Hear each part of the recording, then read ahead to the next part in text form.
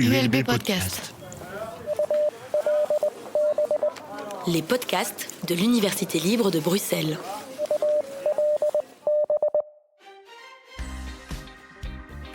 Talking with you.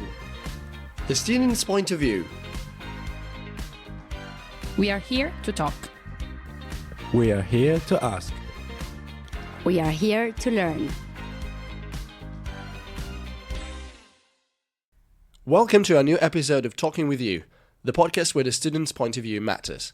This show wants to provide the students with an open and safe space to discuss the topics they would deal with as students, but also in the broader sense, the ones that concern us the most as passionate young adults. Hello everyone, my name is Daniele. And my name is Arianna, and we will be hosting this episode today. Today, and for the last time for this academic year, we will dive deep into a topic that we regard as crucial when it comes to protecting our democracies and societies. As no surprise to most of you, probably, we are currently experiencing very polarized and challenging times, politically speaking. And often disinformation, meaning false information spread on purpose to mislead people, adds even more fuel to the fire when it comes to polarizing different parts of societies. And we have seen in the last years, when looking at different elections or referenda, that disinformation can contribute to radical policy shifts, often triggered either by populist political actors or foreign intelligence of certain countries, both aiming to weaken the European Union. Precisely, and that's why we thought it was so important to talk with our listeners about this very relevant topic. But before we start, as always, let me first introduce our two guests of today. Iranda Chaki, Vice President of SAIES and European Studies Master Student. Hi! And Sara Bordigato, Member of Eyes on Europe and International Relations Master Student at the ULB. Hi everybody. Cheers to both for making it today. Thank you girls for coming today. We are excited to have you with us. Disinformation has significantly impacted European politics in recent years, with several notable cases. During Brexit referendum in 2016, misleading claims and foreign interference, particularly from Russian sources, play a substantial role. The 2017 French presidential election saw Emmanuel Macron campaign targeted by Macron leaks, a hacking and disinformation operation attributed to Russia actors. In the same year, Germany federal election faced multiple disinformation campaigns aimed to undermining Chancellor Angela Merkel and the democratic process. The Catalan independence referendum in 2017 was rife with fake news and false information, inflaming tension between Catalonia and the Spanish government. Italy's 2018 election experienced significant disinformation with false news and conspiracy theories spread by both domestic and foreign actors. Finally, the 2019 European Parliament election were targeted by disinformation campaign across multiple EU countries, prompting efforts by EU institutions and tech companies to combat false content and protect voter behavior. So, to start straight away, why is disinformation, in your opinion, such a big problem? And who are the actors behind certain disinformation campaigns, and what is their motivation? Well, it is a big problem because it is about how we perceive the world, and it's closely related with press freedom, usually linked to nations that have stronger democracies. The spread of misinformation or disinformation has affected the ability to improve public policies, and the actors in question are government, news sources, and especially us, understanding and reading the news. I believe that there are two levels on the issues, so who's giving the news and who's reading them. About us, I wanted to talk about the confirmation bias, which is people's tendency to process information by looking for or interpreting information that are consistent with our beliefs. So this approach is unintentional because we want to believe what we already know. So we do not tend to challenge our point of view and to try and see other points of view, but we believe what we already believe in, basically. And we are more likely to believe something that feels familiar, logical, or recognizable. So governments or news sources that would benefit from this to say something.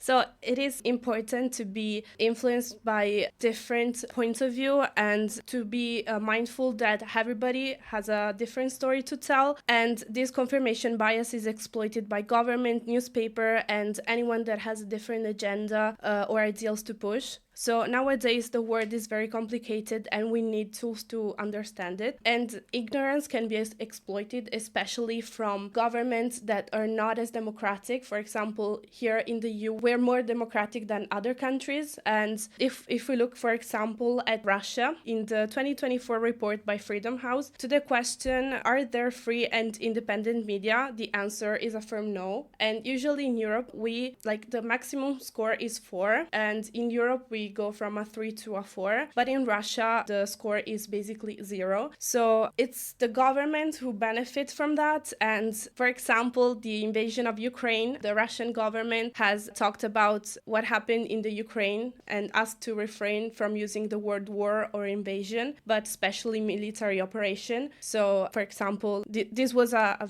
very special example for Russia. What about you, Iranda? Well, I believe, firstly, I would like to say we all believe that knowledge is power. And so for knowledge, we need information. And from there comes disinformation. And disinformation is a huge problem for our society in today's time, I feel. Especially we have seen during times of democratic processes like election. Again and again, there have been disinformation campaigns. And I strongly believe it's something that we do when we really want to control the mass. We want to control and have power. I'm not only talking about politicians when I speak about this. It's also big corporations that spread a lot of disinformation, where I have done extensive research on big giant oil companies who every year have huge budgets against climate agendas. And this is also a huge issue, that it's not just the politicians, but the people who hold power in our society are trying to manipulate the kind of news that we receive. It was very interesting for me because I had just moved to Europe and I was studying in Prague, and we had this colleague from China, and every time we did any project, she would always come up with amazing information that we never were aware of. So one day we had presentations, and she did a presentation on Tibet. And the information she presented on Tibet was, I would just say, appalling. And later on, because I really liked her, so I really wanted to understand why she had these kinds of point of views. And I took her laptop and I sat down and I tried to do some research on her Google, because she can only access the Hong Kong Google. And it was amazing. I just had typed China-Czech relations. And that time there was tension between Czech and China because the Czech minister was just in Taiwan. So there was really not a good time. But the moment I typed that, I got such amazing news, like Czech and China collaborating here, doing this wonderful, all flowery things. And for me, that was a real revelation, the extent disinformation can go today, also with the help of technology. So I really believe it's a huge issue, and it is sad to say that people in power who are doing this, and yes, we should take care of it. Thank you both for sharing your ideas and also bringing some concrete example on today politics. Indeed. So as we can see now, disinformation doesn't only threaten peace in society, but it also often is exploited by either domestic or foreign actors, aiming to weaken our democratic societies and democratically elected governments, or influence public opinion. That's why pressure was put on the EU to respond to the challenge of disinformation, particularly online, where it spreads via different social media platforms. And the EU responded, adopting 2 landmark bills, the Digital Services Act and the Digital Markets Act. These proposals aim to increase accountability for online platforms and enhance transparency in digital advertising and mitigate the risk associated with algorithmic amplification of disinformation, in the sense of, as Sarah mentioned before, the confirmation bias, which also happens through bubbles created by the algorithms that only show you people that agree with you. And just recently, Commission President Ursula von der Leyen announced the creation of an EU democracy shield against disinformation. However, disinformation keeps playing a role in our everyday political life. Could you tell us more about the actions taken by the Union to tackle disinformation? And do you think it is doing enough? Well, the Union has taken quite a lot of actions against disinformation, like the EU Action Plan Against Disinformation, which was launched in 2018, or the Code of Practice on Disinformation. But the one that is really important is the DSA, because DSA is the one that holds online platforms accountable for illegal and harmful content, including disinformation. And the biggest example of this is the case of Commission. So late December 2023, the Commission launched an infringement proceeding against X now, which was earlier Twitter. And it is because after a preliminary investigation, which included risk assessment report, which was submitted by X, there was some concerns that there was some dissemination of illegal content in the context of Hamas's attack against Israel. And that was not the only issue. There were other issues like there was illegal content, disinformation, transparency on advertisement, and data access for researchers. So it was, I believe, a really brave approach of the Commission and of the Union to start this infringement proceeding against such a huge corporation. But at the same time, Musk's response was sulking, and he basically just pulled out of EU's code of practice, fired half of his staff, and also the people who were working in Brussels office with legislations and everything, like with the institutions. So the real question lies is, yes, the EU is doing a lot of initiatives to try and keep a check, but how successful is the Union going to be to actually get people accountable for their actions, and people and big corporations especially? Thank you very much for your point of view. Sarah, would you like to complete that? Well, as Yolanda just said, she painted a very beautiful picture of what is technology nowadays. I wanted to add up the example that recently Meta has started to use our picture to train AI, and in the EU we can ask to opt out, but outside the EU there is no way to opt out. This shows us that we are somewhat protected regarding technological matters, but it is difficult because technology is faster than bureaucracy, and whenever the EU tackles a problem, there's already a newer problem. And there are countries that invest more on technology and technology evolution, and it is difficult to keep up with the technological evolution. And especially talking about AI that is getting better every day, it is difficult to follow this kind of evolution. So the EU should be doing more and work by advancing the answers. So it is difficult to find a solution to that, but also something more could be done, especially doing maybe research or engaging with experts and trying to foster our knowledge regarding technology. Yes, it is definitely somewhat reassuring to be aware of the fact that the EU as a geographical space is more repaired by some of the risks of disinformation and the misuse of AI than other continents or other countries. But particularly since last year, we not only have to deal with disinformation, but also even more sophisticated disinformation campaigns with the help of new technologies, especially artificial intelligence. We have seen so-called AI-generated deepfakes, meaning manipulated audio or video clips spreading in the internet with the aim to discredit politicians, governments, and even democracy itself. Those are often used by authoritarian governments to destabilize our societies. We had the case in Slovakia just recently, where ahead of the 2024 Slovak national election this year, a fake audio clip emerged from the leader of the second biggest party, apparently staging the rig to the election, but also targeted disinformation campaigns in different member states to discredit the support of Ukraine against illegal Russian invasion in its territory. And with a very polarized US presidential election this year, we have another very attractive opportunity for those hostile actors to stir the pot even further, as it has already happened in the 2016 US presidential election. How can we make sure that technology is used to enhance democracy and societal peace and not exploited by foreign authoritarian actors? And how shall we react to this growing threat? This is very interesting because, yes, the use of disinformation, especially by authoritarian governments, is only increasing day by day. And I do not want to say if it's authoritarian or not, but there was election in India recently. And during the election, the current Indian Prime Minister claimed that he has stopped the war in Ukraine. So, I mean, clearly we can see he has brought peace on this world, and we are very happy for that.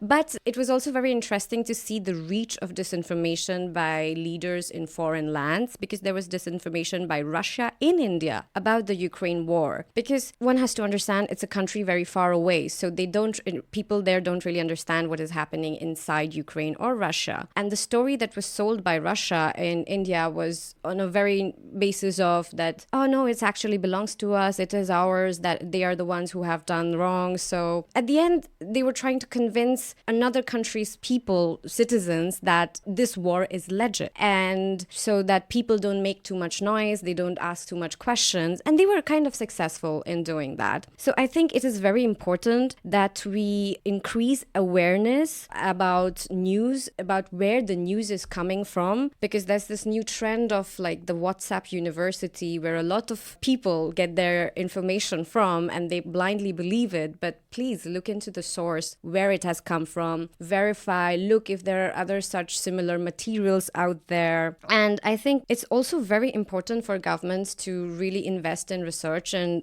development for tools that can help in fact checking. Like we can use AI for the purpose that is kind of meant to be, to create a tool that can fact check, because at the end of the day it is man-made, so the instructions are going to go. But at the same time we also have to be careful to not over-regulate the tech or the AI industry, because yes, it is important to let creativity grow, but we can really use it for the right purposes with the right intention through good research and development, and of course public awareness, very important. I completely agree, and I wanted to circle back to X, former Twitter, to discuss how X has put in place ways of fact-checking sources, and this is a really positive thing, but at the same time X has eliminated verified profiles, so it is very difficult now to navigate X, and we can see that it has become a double-edged sword, because once I used to use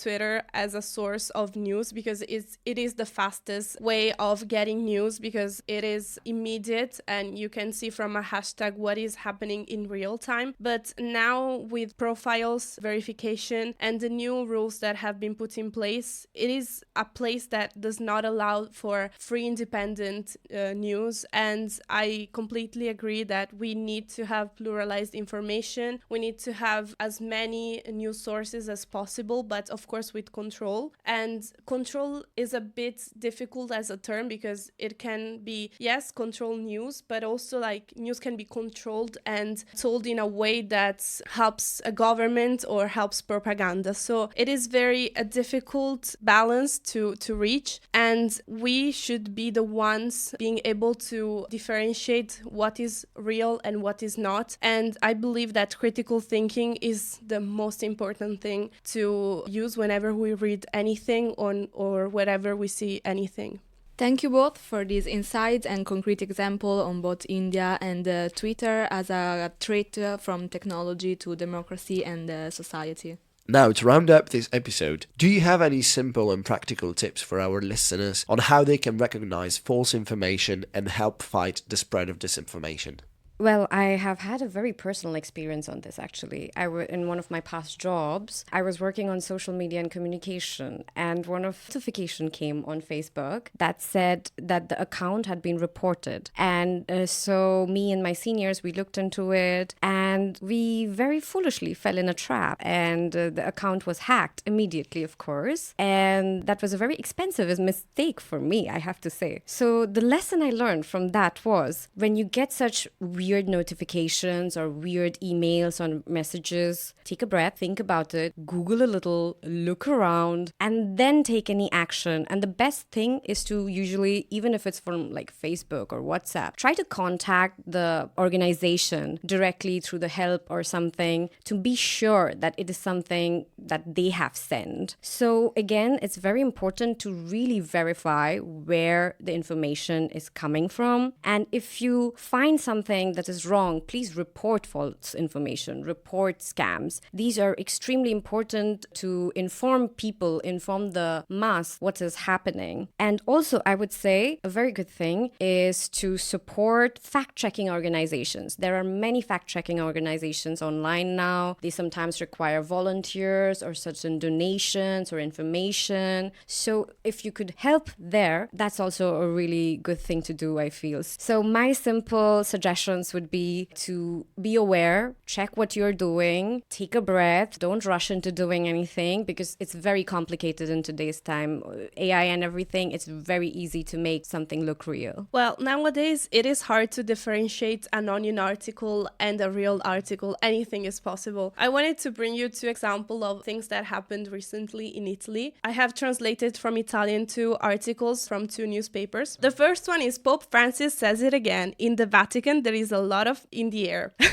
This is from Il Fatto Quotidiano. And the second one is, you can vote Berlusconi on the ballot for the EU Parliament and it won't invalidate your vote, Il Post. I wanted to remind everybody that Berlusconi died last year, and these are true actual news. So sometimes it is difficult to differentiate reality and fiction. So I believe that we need to put on our critical thinking glasses. What I do is I read about an event from 2 different newspapers, or maybe from 2 different countries, or from 2 different political affiliations, to have a more broad understanding of what is going on, and also to challenge my point of views, because as I said at the beginning, we need to try and see the world in a different light sometime. Well, thank you very much for that. No, but seriously, I think it's some very useful information that you brought up, both of you, and I hope that this is going to help our listeners in the way they navigate information in this day and age. Unfortunately, we have reached the end of the transmission, but before the end, I would like to express a very special thanks to our 2 invitees, Sara and Iranda, for joining us today to discuss this very crucial topic for our society. Thank you very much for coming. Thank you. Thank you so much, guys, for having me, and you guys are a blast. Keep on. Thank you very much. Moreover, this will unfortunately be the last time, although you never know, for Arianna and Silvia on this podcast, as their time at the ULB is coming to an end. Ciao! Thank you. Bye, everyone. And the same goes for myself and Felix. Come say hi, Felix. Bye, everyone. After 2 years of this very enriching experience as your hosts, we will be passing the torch on to the next generation of Eyes in Europe and SciES members. And we'd like to say a big thank you, first of all, to the Institute of European Studies for allowing us this space, to all the hosts and the guests that have been on the podcast so far, and of course, to all of you listeners. See you very soon. This podcast was sponsored by the Institut d'études européens of the Université Libre de Bruxelles, which we thank for the opportunity of this space.